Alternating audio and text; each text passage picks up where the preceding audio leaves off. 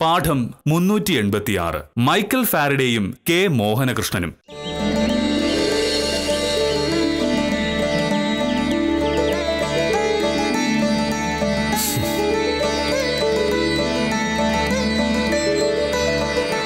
ചായ ഇങ്ങനെ ഇരിക്കാൻ ആഫീസിൽ പോകുന്നതിന് പത്രം വായിച്ചോണ്ടിരുന്നിട്ടുണ്ടെങ്കിലേ ഇന്ന് തേക്കാത്ത ഷർട്ടും മുണ്ടും ഇട്ടോണ്ട് പോകേണ്ടി വരുവേ. ഇന്നലെ വൈകിട്ട് കറണ്ട് പോയതാണ്, ഇതുവരെ വന്നിട്ടില്ല. കാറ്റിലും മഴയിലും പെട്ട് നാട് മുഴുവന് ഇലക്ട്രിക് പോസ്റ്റുകൾ ഒടിഞ്ഞ് ലൈൻ പൊട്ടിക്കിടക്കുകയാണ്. ഇന്ന് വൈകുന്നേരത്തിന് മുന്നേ കറണ്ട് വരുമെന്ന് എനിക്കൊരു പ്രതീക്ഷയില്ല. ദേ മോഹനടന്ന് സഹായിച്ചേ പറ്റുള്ളൂ. ഞാൻ ഒരു വില്ലേജ് ഓഫീസറാണ്. കറണ്ട് തരുന്നതും ഇലക്ട്രിക് പോസ്റ്റ് ശരിയാക്കുന്നതും ഒക്കെ കേരള സംസ്ഥാന വൈദ്യുതി ബോർഡാണ്. കാര്യം പറയുമ്പോ ഒരുമാതിരി പൂളിച്ച് തമാശ പറഞ്ഞോണ്ട് വരല്ലേ മോഹനേട്ടാ. നമ്മുടെ ഇതുപോലുള്ള ഒരു വീട്ടില് ഒരു ദിവസം കറണ്ട് ഇല്ലെങ്കിൽ ഉണ്ടാവുന്ന അവസ്ഥ എന്താന്ന് മോഹനേട്ടൻ അറിയോ? അടുക്കളയിൽ ഒരു കാര്യം നടക്കില്ല. ഞാൻ രാവിലെ 5 മണി മുതൽ അടുക്കളയിൽ കയറി കഷ്ടപ്പെടുക. കറണ്ട് ഇല്ലെങ്കിൽ ഒരു മെഴുകുതിരി കത്തിച്ചു വെക്കണം, അത്രേ ഉള്ളൂ പ്രശ്നം. വെളിച്ചമില്ലാത്തതല്ലല്ലോ പ്രശ്നം. ഫ്രിഡ്ജ് ഇന്നലെ മുതൽ ഓഫ് ആയിരുന്നത് കൊണ്ട് ഫ്രിഡ്ജിലിരുന്ന പാല് കേടായി. ഈ കട്ടൻ ചായ കണ്ടപ്പോ അത് മനസ്സിലായോ എന്തോ? ഇന്നലെ ഉണ്ടാക്കി വെച്ച സകല കറികളും ചീത്തയായി പോയി. ഇനിയിപ്പോ മോഹനോട് പോകുന്നതിന് മുന്നേ ഇനിയല്ല ഒന്നും തുടങ്ങി ഞാൻ ചെയ്യണ്ടേ? പണ്ടേ ഞാൻ പറയുന്നതാണ് ഭാമേ, ഒരു ദിവസത്തേക്കുള്ള ഭക്ഷണത്തെക്കാൾ കൂടുതൽ ഉണ്ടാക്കരുതെന്ന്. നീ എങ്ങനെ നിന്റെ ജോലി ലാഭിക്കാനായി 3-4 ദിവസത്തെ ഭക്ഷണം ഉണ്ടാക്കി ഫ്രിഡ്ജിൽ വെച്ച് ശീലിച്ചു പോയി. അതാണ് കുഴപ്പം. മോഹനേട്ടാ വെറുതെ എന്റെ വാലിരിക്കുന്ന കേൾക്കാൻ നിക്കല്ലേ. മോഹനേട്ടനെ പോലെ ജോലിയുള്ള ഒരാൾ തന്നെയാണ് ഞാനും. രാവിലെ 5 മണിക്ക് എഴുന്നേറ്റ് കഷ്ടപ്പെട്ടിട്ടുണ്ടെങ്കിലേ 9:30 മോഹനേട്ടൻ പോകുമ്പോഴേക്കും കഴിക്കാനുള്ളത് റെഡിയാവുള്ളൂ. ഉച്ചയ്ക്ക് ഊണ് റെഡിയാവണ്ടേ? അതിനിടയിൽ എല്ലാ ദിവസവും എല്ലാ കറികളും ഉണ്ടാക്കാൻ പറ്റിയെന്ന് വരില്ല. പഴകിയ ഭക്ഷണം കഴിക്കുന്നത് ആരോഗ്യത്തിന് തീരെ നല്ലതല്ല. ഇന്നെന്തായാലും കറണ്ട് ഇല്ലാത്തത് കൊണ്ട് വൃത്തിയുള്ള പുതിയ ഭക്ഷണം കഴിക്കാം. വല്ലപ്പോഴും ഇങ്ങനെ കറണ്ട് പോകുന്നത് സത്യത്തിൽ നല്ലതാ. ചങ്കെടുത്ത് കാണിക്കുമ്പോ ചെമ്പരത്തി.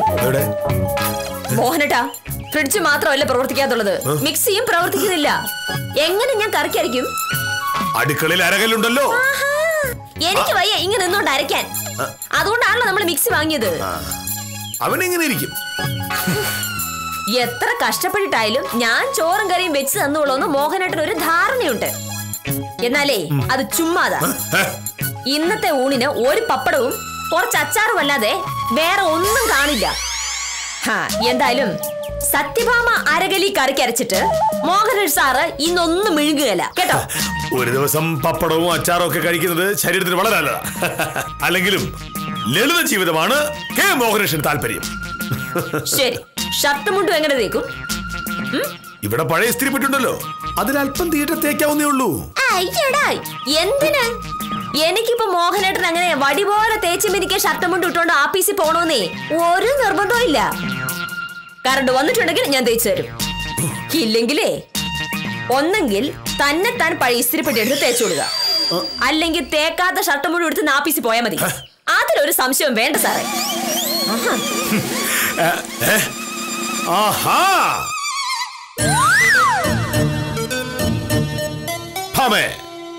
നിന്റെ സംസാരം കേട്ടാ കറണ്ട് ഇല്ലെങ്കിൽ പിന്നെ നമുക്ക് ജീവിക്കാനേ പറ്റില്ലെന്ന് തോന്നുമല്ലോ.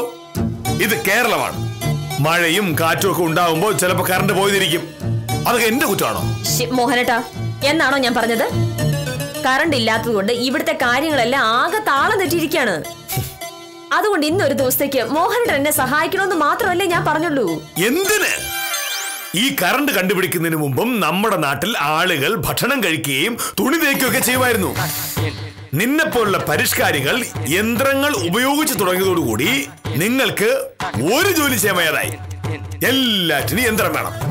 അല്ല, എനിക്ക് മനസ്സിലാവുന്ന ചോദിക്കാം, ഈ മൈക്കൽ ഫാരഡേ എന്ന ബ്രിട്ടീഷുകാരൻ സായിപ്പ് വൈദ്യുതി എന്ന സാധനം കണ്ടുപിടിച്ചില്ലായിരുന്നുവെങ്കിൽ നമ്മളൊക്കെ പട്ടിണി കിടന്ന് ചാകുമായിരുന്നല്ലോ. മോഹനേട്ടാ ഒരു കാര്യം പറഞ്ഞു വരുമ്പോ മുട്ടപ്പൂക്ക് ന്യായം പറഞ്ഞോട് വരല്ലേ. കറണ്ട് കണ്ടുപിടിച്ചിട്ടില്ലായിരുന്നെങ്കിൽ നമുക്ക് അതനുസരിച്ച് ശീലിക്കാമായിരുന്നു. പക്ഷെ കറണ്ട് കണ്ടുപിടിച്ചല്ലോ. ഈ വീട്ടിലാണെങ്കിൽ അതിനുള്ള സൗകര്യം ഉണ്ട് താനും. അപ്പൊ പിന്നെ അത് ഉപയോഗിച്ച് ശീലിക്കുന്നതിന് എന്താണ് മോഹനേട്ട കുഴപ്പം? സത്യത്തിൽ നമ്മൾ ഈ വൈദ്യുതി അനാവശ്യമായി ഉപയോഗിച്ചു തുടങ്ങിയതിന് ശേഷമാണ് നമ്മുടെ നാട്ടിൽ മിക്കവാറും പ്രശ്നങ്ങൾ ഉണ്ടായത്. കല്ലിൽ അരച്ചിരുന്നത് മിക്സിയിലേക്ക് മാറ്റിയപ്പോ നമ്മുടെ സ്ത്രീകൾക്ക് ഒന്നാന്തരം ഒരു വ്യായാമമാണ് നഷ്ടപ്പെട്ടത്. ഫ്രിഡ്ജിൽ വെച്ച ഭക്ഷണം തുടർച്ചയായി കഴിച്ചത് കൊണ്ടാണ് പലരും രോഗികളായത്. തുണി അലക്കാൻ വാഷിംഗ് മെഷീനും അരിയാട്ടാൻ ഗ്രൈൻഡറും വാങ്ങിയത് കൊണ്ട് ആർക്കും ശരീരം കൊണ്ട് അധ്വാനിക്കാൻ താല്പര്യമില്ലാതായി.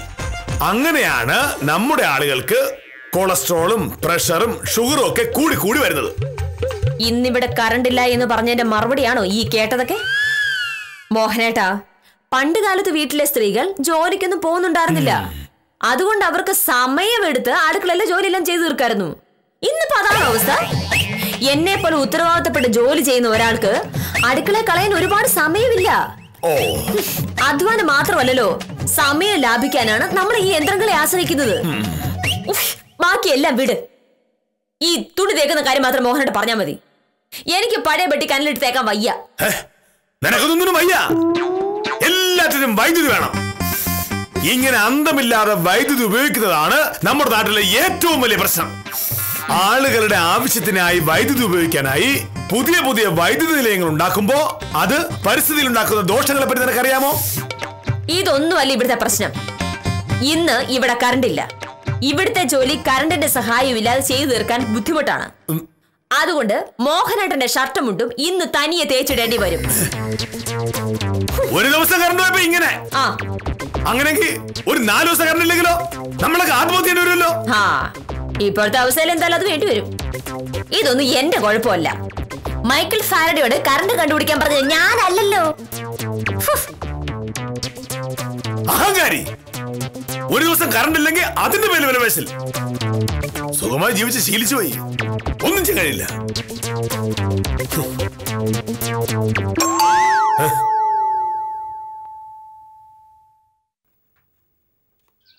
നമസ്കാരം സാർ. എന്താ പരിശോധമാ? ഒരു പോസ്റ്റ് ഉണ്ട്. എന്താ? മൊബൈൽ ബില്ലാണെന്ന് തോന്നുന്നു.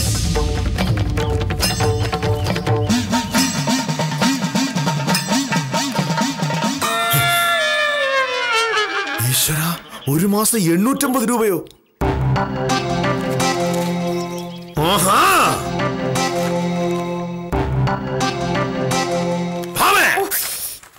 എന്താണ് ഇതെന്താണ്? എന്താ? നിന്റെ മൊബൈൽ ഫോണിന്റെ ബില്ല് 850 രൂപ. അയ്യോ, അത്രേ ഉള്ളൂ? അത്രേ ഉള്ളൂന്നോ? 850 രൂപ അത്ര ചെറിയ സംഖ്യയാണോ? 850 രൂപ ഉണ്ടെങ്കിൽ എന്തൊക്കെ വാങ്ങാമായിരുന്നു? ഒരു ആനയെ വാങ്ങായിരുന്നു. ബാക്കി പൈസക്ക് ഒരു 2 നില വീട് വെക്കാം. ഒരു കാര്യം പറയുമ്പോ ധിക്കാരം പറയുന്നു. ഒരു മാസം 850 രൂപ മൊബൈൽ ബില്ല് ആവുക എന്ന് പറഞ്ഞാൽ അതെന്തൊരു ധൂർത്താണ്. അതും ഇവിടെ ഒരു ലാൻഡ് ഫോൺ ഉള്ളപ്പോ. എന്റെ മോഹനേട്ടാ, ഈ മൊബൈൽ ഫോൺ എന്ന് പറയുന്നത് നമ്മൾ പോകുന്ന സ്ഥലത്തൊക്കെ കൊണ്ടുപോകാൻ പറ്റുന്ന ഒരു സാധനമാണ്. അതിന് പകരം ഈ ലാൻഡ് ഫോൺ കൊണ്ട് എന്താണ് കാര്യം? മൊബൈൽ ഫോണിന്റെ ആവശ്യത്തിന് അതുണ്ടായാലല്ലേ പറ്റുള്ളൂ. ഇവിടെ ഒരു ഫോണുണ്ട്, നിന്റെ ആഫീസിലുണ്ട് ഒരു ഫോൺ. നീ മിക്കവാറും സമയങ്ങളിൽ ഈ രണ്ടിടത്തും ആയിരിക്കുമല്ലോ. ബാക്കി സമയം കോടതിയിലും. അവിടെ മൊബൈൽ ഫോൺ ഉപയോഗിക്കാൻ പറ്റില്ലല്ലോ. പിന്നെ എന്തിനാണ് നിനക്ക് ഈ മൊബൈൽ ധൂർത്ത്? ഞാൻ ഓഫീസിൽ നിന്ന് ഇറങ്ങി വീട്ടിലേക്ക് വരുന്നതിനിടയ്ക്ക് ഒരാൾക്ക് എന്നെ വിളിക്കേണ്ട ആവശ്യം വന്നല്ലോ. നീ വീടെത്തുന്നവരെ കാത്തിരിക്കണം.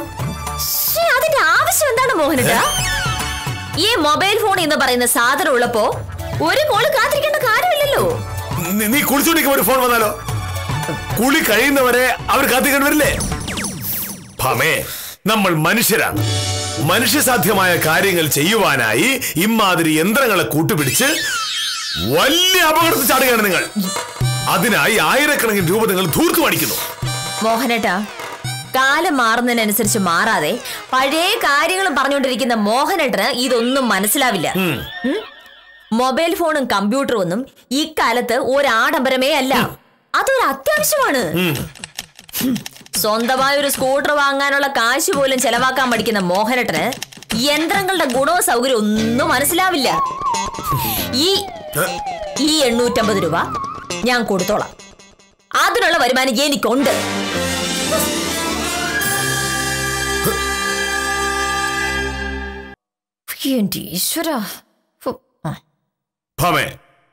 ഞാൻ പറഞ്ഞതിന്റെ ശരിയായ അർത്ഥം നിനക്ക് മനസ്സിലായിട്ടില്ല. യന്ത്രങ്ങളെ ആവശ്യത്തിൽ കൂടുതൽ ആശ്രയിച്ച് മനുഷ്യന് മനുഷ്യത്വം എന്നൊരു ഗുണം കൂടി ഇല്ലാതായിരിക്കുക. നടക്കാൻ കാലുണ്ട്, പക്ഷേ 50 മീറ്റർ നടക്കില്ല. തുണി അലക്കാൻ കൈയുണ്ട്, പക്ഷേ വാഷിംഗ് മെഷീൻ വേണം. എല്ലാറ്റിനും യന്ത്രം. മോഹനേട്ടാ, മനുഷ്യന്റെ ജോലിഭാരം കുറയ്ക്കാനും സൗകര്യങ്ങൾ കൂട്ടാനും മനുഷ്യൻ തന്നെ കണ്ടുപിടിച്ച യന്ത്രങ്ങളാണല്ലോ ഇതൊക്കെ. മോഹനേട്ടൻ നീ എന്തോരം നിർബന്ധം പിടിച്ചിട്ടുണ്ടെങ്കിലും മനുഷ്യർക്ക് ആർക്കും പഴയ കാലത്തേക്ക് തിരിച്ചു പോകാനാവില്ല. അല്ലെങ്കിൽ അതിന്റെ ആവശ്യം എന്താണ്? ഞാൻ എന്തായാലും മനുഷ്യർ ഉപയോഗിക്കുന്ന സൗകര്യങ്ങളൊക്കെ ഉപയോഗിച്ച് ജീവിക്കാൻ തീരുമാനിച്ച ഒരാളാണ്. ഈ കാലത്ത് സ്വന്തമായ ഒരു കമ്പ്യൂട്ടർ ഇല്ലാതെ ജീവിക്കാൻ ബുദ്ധിയുള്ള ഒരാൾക്ക് പറ്റില്ല. ഒരു റെയിൽവേ ടിക്കറ്റ് റിസർവ് ചെയ്യണമെങ്കിൽ വീട്ടിലിരുന്നാ പോരെ? ബാങ്കിൽ കാശ് ഇടാനും എടുക്കാനും ഒരു കമ്പ്യൂട്ടർ മതി. അങ്ങനെ എന്തെല്ലാം സൗകര്യങ്ങളാണ് മോഹനേട്ടാ. മനുഷ്യൻ കണ്ടുപിടിച്ച് ശൂന്യാകാശത്തിലേക്ക് അയച്ച ഉപഗ്രഹങ്ങൾ കൊണ്ടാണ് ഇതൊക്കെ ചെയ്യുന്നത്. അന്തമില്ലാത്ത ബഹിരാകാശത്ത് ഏതെങ്കിലും ഒരു ഉപഗ്രഹം ഒരു ദിവസം കത്തിപ്പോയാൽ തീരുന്നതേ ഉള്ളൂ നിന്റെയൊക്കെ സൗഭാഗ്യങ്ങൾ. പിന്നെ ട്രെയിൻ ടിക്കറ്റ് ബുക്ക് ചെയ്യില്ല, ബാങ്കിൽ നിന്ന് കാശും എടുക്കില്ല, മൊബൈലിലേക്കുള്ള വിളി ഉണ്ടാവില്ല, ഒന്നും ഉണ്ടാവില്ല. നോക്കിയോ നീ. ഒരു തർക്കം ജയിക്കാൻ അങ്ങനെ എന്തെല്ലാം പറയാം, എന്തൊക്കെ ചെയ്യാം. ഈ തർക്കമൊന്നും യന്ത്രങ്ങളോടുള്ള വിരോധം കൊണ്ടല്ല എന്ന് വേറെ ആർക്കും അറിയില്ലെങ്കിലും എനിക്കറിയാമല്ലോ. ഇത് നല്ല ഒന്നാന്തര പിശുക്കാണല്ലോ. 850 രൂപ മൊബൈൽ ബില്ലാണെന്ന് കണ്ടപ്പോൾ ഞെട്ടിയ വില്ലേജ് ഓഫീസർ ഒരു കമ്പ്യൂട്ടർ വാങ്ങുന്ന കാര്യം പറയുമ്പോഴത്തേക്കും ഹാർട്ട് അറ്റാക്ക് വന്ന് ചത്തുപോലോ. മോഹനേട്ടാ, മോഹനയുടെ ചായ കുടിച്ചതിന്റെ മുട്ടുസൂചി വാങ്ങിയതിന്റെ ഒക്കെ കണക്കുകൾ ഇങ്ങനെ എഴുതി വെക്കാറുണ്ടല്ലോ ഇല്ലേ? ഒരു കമ്പ്യൂട്ടർ ഉണ്ടായിരുന്നെങ്കിൽ എത്ര എളുപ്പമായിരുന്നു. ഒരു നിമിഷം കൊണ്ട് നമുക്ക് ആവശ്യമുള്ളതെല്ലാം കണ്ടുപിടിക്കാം. അങ്ങനെ ഒരു നിമിഷം കൊണ്ട് കണ്ടുപിടിക്കേണ്ട കാര്യമൊന്നും എനിക്കില്ല. ഉണ്ടായാലും മോഹനേട്ട അത് ചെയ്യില്ല. അത്രയ്ക്ക് മുടിഞ്ഞ പിശുക്കല്ലേ. ഈ കാലത്ത് സ്വന്തമായിട്ട് കമ്പ്യൂട്ടർ ഇല്ലാത്ത ഒരാളെന്ന് പറഞ്ഞിട്ടുണ്ടെങ്കിൽ കാലത്തിന് പൊറ്റാത്ത ആളെന്നാണ് അതിനർത്ഥം. യന്ത്രങ്ങളെ വിശ്വസിച്ചുള്ള നിന്റെ ഈ പോക്ക് എവിടം വരെയാണെന്നുള്ളത് നമുക്ക് കാണാം. ഒരു ദിവസം ഏതെങ്കിലും യന്ത്രം നിന്നെ പറ്റിക്കും. അന്ന് തീരും നിന്റെ അഹങ്കാരം. പക്ഷേ കെ മോഹനേശൻ അന്നും ഇങ്ങനെ അന്തസ്സായി നടക്കും. കാരണം ഞാൻ ജീവിക്കുന്നത് എന്റെ കൈയും കാലും തലച്ചോറും ഒക്കെ ഉപയോഗിച്ചിട്ടാ. ഉത്തമൻ, നീ ബുദ്ധിമാനായ വില്ലേജ് ഓഫീസർ ഉപേക്ഷിച്ചിട്ട് ഏതോ കമ്പ്യൂട്ടറിനെ കല്യാണം കഴിക്കാൻ പോവുകയാണെന്ന് ഉത്തമനോട് പറയട്ടെ.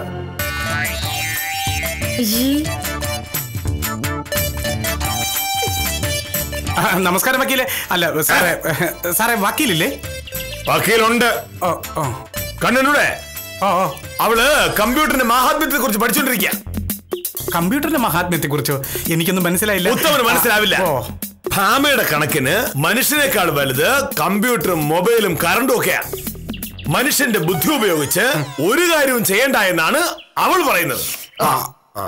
ഞാൻ അങ്ങനെ പറഞ്ഞിട്ടില്ല. നമ്മുടെ മുന്നിൽ ഒരു സൗകര്യം ഉള്ളപ്പോ അത് വേണ്ടാന്ന് വെക്കേണ്ട കാര്യമില്ലാന്ന് മാത്രമേ ഞാൻ പറഞ്ഞിട്ടുള്ളേ. യാത്ര ചെയ്യാൻ വണ്ടി ഉള്ളപ്പോ അതിൽ കയറാതെ ഇങ്ങനെ നടന്നു പോവുക. ഒരു മൊബൈൽ ഫോൺ വാങ്ങാതെ ലാൻഡ് ഫോണിനെ മാത്രം ആശ്രയിക്കുക. കമ്പ്യൂട്ടറെ കുറ്റം പറയുക. ഇങ്ങനെയൊക്കെ പറയുന്ന ശുദ്ധ വിവരക്കേടാണെന്ന് മാത്രമേ ഞാൻ പറഞ്ഞിട്ടുള്ളൂ. സാറേ, സാറേ, അതിപ്പം വക്കീല് പറഞ്ഞാലും കുറച്ച് കാര്യങ്ങളുണ്ട്.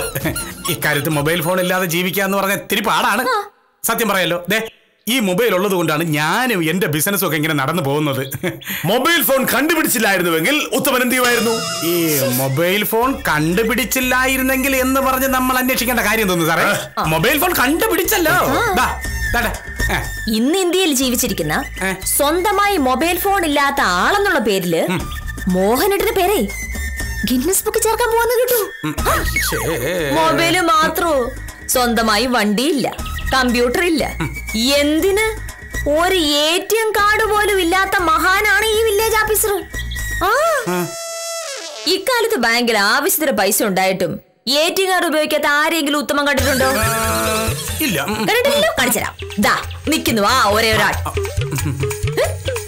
അക്കൗണ്ടിൽ നിന്ന് 100 രൂപ എടുക്കണമെങ്കിൽ നടന്ന് നടന്ന് ബാങ്കിൽ ചെന്ന് ഫോം പൂരിപ്പിച്ചു കൊടുത്ത് കാശെടുത്ത് ഇങ്ങനെ തിരിച്ചു വന്നിട്ടുണ്ടെങ്കിൽ മാത്രമേ എന്റെ മോഹനയുടെ സന്തോഷാവൂ.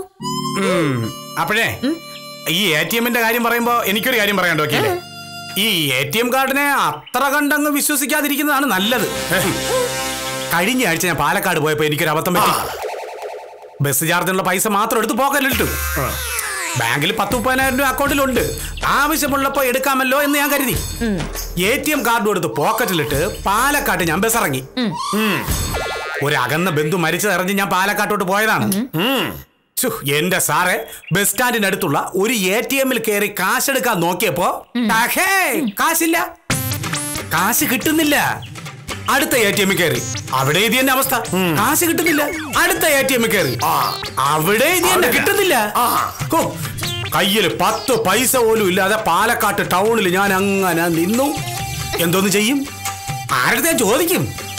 ബാങ്കിൽ പൈസയുണ്ട്, പക്ഷേ പട്ടിക്ക് മുഴുവൻ തേങ്ങ കിട്ടിയ ഒരു അവസ്ഥയായി പോയി എന്റേത്. ഒടുവിൽ 3.5 കിലോമീറ്റർ പച്ചവെള്ളം പോലും കുടിക്കാതെ നടന്ന് മരണവീട്ടിൽ ചെന്ന് അവിടെ കണ്ട ഒരു പരിചയക്കാരനോട് കാശ് കടം വാങ്ങിച്ചിട്ടാണ് ഞാൻ തിരിച്ച് വണ്ടി കയറി ഇവിടെ വന്നത്. കണ്ടോടി, കാര്യങ്ങൾ എളുപ്പത്തിലാക്കാൻ ഉണ്ടാക്കിയ യന്ത്രത്തിന്റെ കാര്യമാണ് ഉത്തമ പറഞ്ഞുകൊണ്ടിരിക്കുന്നത്. നിന്നെ പോലുള്ളവർ ഇത്ര നീളമുള്ള പ്ലാസ്റ്റിക് കാർഡിനെ വിശ്വസിച്ച് കയ്യിൽ കാശില്ലാതെ നാട് തണ്ടാൻ പോകുമ്പോ ഇങ്ങനെ ഇരിക്കും. ഇതുപോലെ ഓരോ അനുഭവങ്ങൾ ഉണ്ടാവുമ്പോൾ നീ പഠിക്കൂ. അത് ഇത് മാത്രം വലിയ കാര്യമൊന്നുമല്ല. ഇപ്പൊ നിനക്ക് ഒരു വലിയ കാര്യം തോന്നില്ല.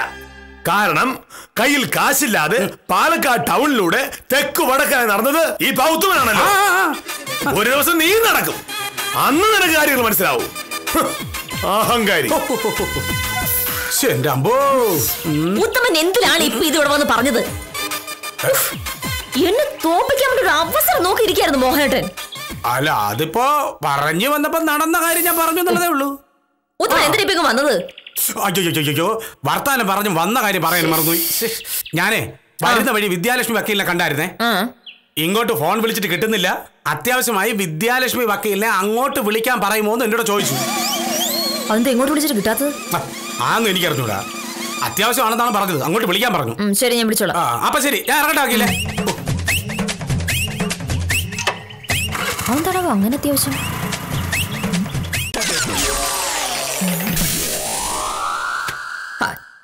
ചുമ്മാതല്ല, ഫോൺ ചാർജർ ഓഫായി പോയതാ. വിദ്യാലക്ഷ്മി എന്റെ ഫോൺ വിളിച്ചിട്ട് കിട്ടാഞ്ഞിട്ടാണ് ഉത്തമനെ പറഞ്ഞു വിട്ടത്. അത്യാവശ്യം അങ്ങോട്ട് വിളിക്കാൻ. ഇപ്പൊ മനസ്സിലായോ ഞാൻ പറഞ്ഞതിന്റെ അർത്ഥം? ഒരാവശ്യം വരുമ്പോ ഈ സാധനം നിന്നെ പറ്റിക്കുമെന്ന് 2 മിനിറ്റ് മുമ്പ് നിന്നോട് ഞാൻ പറഞ്ഞതേ ഉള്ളൂ. ഇപ്പൊ എങ്ങനെയുണ്ട്? അതാണ് ഇത്ര വലിയ കാര്യം. മൊബൈൽ ഫോൺ ചാർജ് തീർന്ന് ഓഫായി പോകുന്നത് പുതിയ സംഭവമൊന്നുമല്ല. 50 ലക്ഷം രൂപ വില കൊടുത്തു വാങ്ങുന്ന ബെൻസ് കാർ കേടാവുന്നു. പിന്നെ അല്ലേ 10,000 രൂപ വിലയുള്ള ഈ മൊബൈൽ ഫോൺ. ഒരു 15 മിനിറ്റ് ചാർജ് ഇട്ടാ തീരുന്ന പ്രശ്നമല്ലേ ഇതുള്ളൂ. ചാർജ് കറണ്ടില്ലല്ലോ. അയ്യോ, അത് നേരാണല്ലോ. ഇന്നലെ ചാർജ് ചെയ്യുന്ന കാര്യം ഞാൻ ഓർത്തതാ, പിന്നെ ആവട്ടെ എന്ന് കരുതി. ഈ കറണ്ട് പോകുന്ന കാര്യം എനിക്ക് അറിയാറില്ലല്ലോ. സാരമില്ല, വിദ്യാലക്ഷ്മി വിളിക്കാൻ മോഹനേട്ടന്റെ പഴക്കവും പാരമ്പര്യവുമുള്ള ലാൻഡ് ഫോൺ ഉണ്ടല്ലോ. അപ്പോ ലാൻഡ് ഫോണിന്റെ ഗുണം നിനക്ക് മനസ്സിലായി. ഇതാണ് ഞാൻ പറഞ്ഞത്, എപ്പോഴും നല്ലത് ലാൻഡ് ഫോണാണ്. അതെന്തായാലും കൊള്ളാം. മോഹനേട്ടന് പറച്ചു കേട്ടിട്ടുണ്ടെങ്കിൽ ഈ ലാൻഡ് ഫോൺ എന്ന് പറയുന്ന സാധനം ഒരിക്കലും കേടാവാത്താണെന്ന് തോന്നും. ഇത് 900 പ്രാവശ്യം കേടായ കാര്യം എനിക്കറിയാലോ. എന്തായാലും നിനക്കൊരു ആവശ്യം വന്നപ്പോ ഇതല്ലേ ഉള്ളൂ. ഇനിയെങ്കിലും സമ്മതിച്ചു. ഓ, സമ്മതിച്ചു. തീർന്നല്ലോ പ്രശ്നം.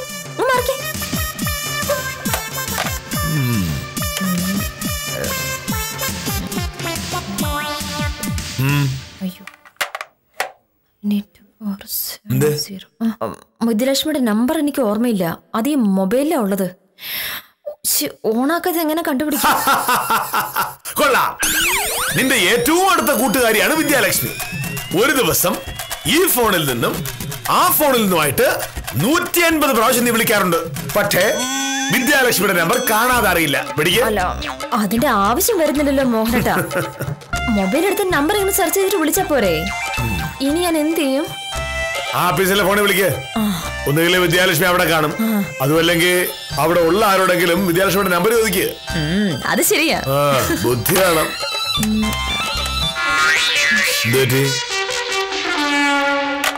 ഓഫീസിലെ നമ്പർ കാണാതെ അറിഞ്ഞൂടാ. വർഷങ്ങളായി നീ ജോലി ചെയ്യുന്ന നിന്റെ ആഫീസിലെ നമ്പരും നിനക്കറിയില്ല. അതും ഈ ശവപ്പെട്ടിലുള്ളത്. എന്ത് ചെയ്യാൻ പറ്റും മോഹനേട്ടോ? അത്യാവശ്യമുള്ള എന്തോ കാര്യത്തിലാണ്. അല്ലെങ്കിൽ ഉത്തമനോട് ഇങ്ങനെ കാര്യം പറഞ്ഞു വിടത്തില്ലായിരുന്നല്ലോ. ഇപ്പോഴെങ്കിലും നിനക്ക് മനസ്സിലായ ഭാമേ, ഒരു പരിധിക്കപ്പുറം യന്ത്രങ്ങൾ വിശ്വസിച്ചാൽ എന്താണ് ഉണ്ടാവുകയെന്ന്? എല്ലാറ്റിനും നീ അതിനെ ആശ്രയിച്ചു. എല്ലാ കാര്യങ്ങളും നീ അതിനെ ഏൽപ്പിച്ചു. ഒടുവിൽ നിനക്കൊരാവശ്യം വന്നപ്പോ അത് നിന്നെ ചതിച്ചു. ഇതാണ് ഞാൻ കുറച്ചു മുമ്പ് എന്നോട് പറഞ്ഞത്. ഒരു ദിവസം നിനക്കൊരു അബദ്ധം പറ്റുമ്പോ നീ പഠിക്കുമെന്ന്. അത് ഇത്ര പെട്ടെന്ന് സംഭവിക്കുക ഞാൻ കരുതിയില്ല. ഇതിപ്പോ ഇങ്ങനെ സംഭവിക്കുമെന്ന് ഞാൻ കരുതിയോ? കരുതണമായിരുന്നു. എല്ലാരും നമ്പറുള്ള മൊബൈലല്ലേ മോഹനേട്ടൻ ഫീഡ് ചെയ്യുന്നത്? എല്ലാരുമല്ല, നിന്നെ പോലുള്ള ബുദ്ധിയില്ലാത്ത പരിഷ്കാരികൾ. ഞാൻ എനിക്ക് ആവശ്യമുള്ള നമ്പറുകൾ സൂക്ഷിക്കുന്നത് ഇതുപോലുള്ളൊരു പെട്ടിക്കകത്തല്ല, എന്റെ തലച്ചോറിലാണ്. വില്ലേജ് ഓഫീസിൽ നമ്പർ എത്രയാണ് ചോദിക്കാനോട്? 27 60 530. താലൂക്ക് ഓഫീസിൽ നമ്പർ 27 54 121. തഹസിൽദാരുടെ മൊബൈൽ നമ്പർ 97 41 43 43 18. നിന്റേത് 96 54 68 16 16. ഉത്തമന്റേത് 95 47 31 18 16. ശിശുപാലന നമ്പർ 97 48 96 42 16. കളക്ടറിലേത് 27 31 31 3. എങ്ങനെയുണ്ട്? ഭാമേ, സ്വന്തം തലച്ചോറ് ഉപയോഗിക്കാൻ മടിച്ച് നീയൊക്കെ എളുപ്പവഴിക്ക് വേണ്ടി കണ്ടുപിടിച്ചിരിക്കുന്ന ഈ സാധനം ഒടുവിൽ നിന്നെ കുഴിയിൽ കൊണ്ട് ചാടിച്ചു. കെ മോഹനകൃഷ്ണൻ ഒരിക്കലും ഇതിനെ പറ്റില്ല.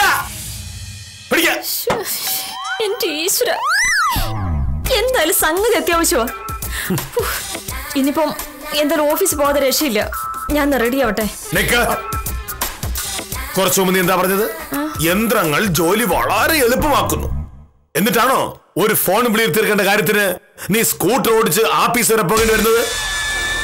ഇപ്പൊ ജോലി എളുപ്പമായോ ബുദ്ധിമുട്ടായോ? ബുദ്ധിമുട്ടായി. എങ്കിൽ ആ ഫോണിൽ നിന്ന് നിന്റെ ഓഫീസിലേക്ക് വിളിക്ക്. വെറുതെ അവിടെ വരെ പോണ്ട. എനിക്ക് പക്ഷെ നമ്പർ അറിഞ്ഞൂടല്ലോ മോനട്ടാ. എനിക്കറിയാമല്ലോ നിന്റെ ഓഫീസിൽ നമ്പർ 27 82 81 2. സംശയമുണ്ടോ? ധൈര്യമായിട്ട് വിളിക്ക്. നിന്റെ മൊബൈൽ ഫോണിനേക്കാൾ ബുദ്ധിയുണ്ട് എനിക്ക്. എത്രയാണെന്നാ പറഞ്ഞേ? 27 27 82 82 81 81 2. 2.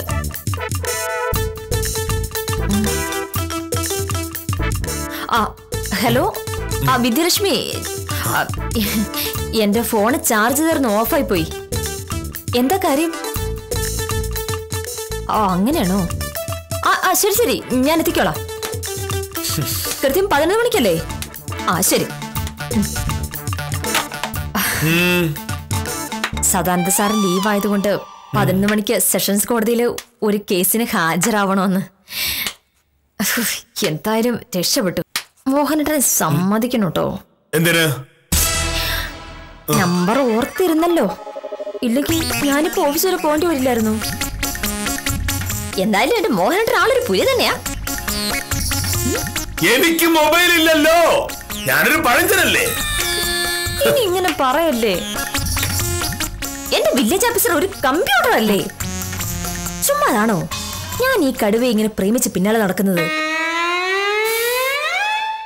സോപ്പ് അല്ലെന്നേ, സത്യമായിട്ടും. മൊബൈൽ ഫോണുകളും കമ്പ്യൂട്ടറുകളും കാറും സ്കൂട്ടറും ഒന്നും ഒരു ആഡംബരമല്ലാത്ത കാലത്താണ് നമ്മൾ ജീവിക്കുന്നത്. പക്ഷേ യന്ത്രങ്ങളെ കണ്ണും പൂട്ടി വിശ്വസിക്കുന്നത് ഒരു അബദ്ധം തന്നെയാണെന്നാണ് ഈ കഥ പഠിപ്പിക്കുന്നത്. കഥയിലെ പാഠം സത്യഭാമ പഠിച്ചു കഴിഞ്ഞ നിലയ്ക്ക് ഇന്നത്തേക്ക് വിടാം. കാര്യം നിസ്സാരം തുടരുന്നു.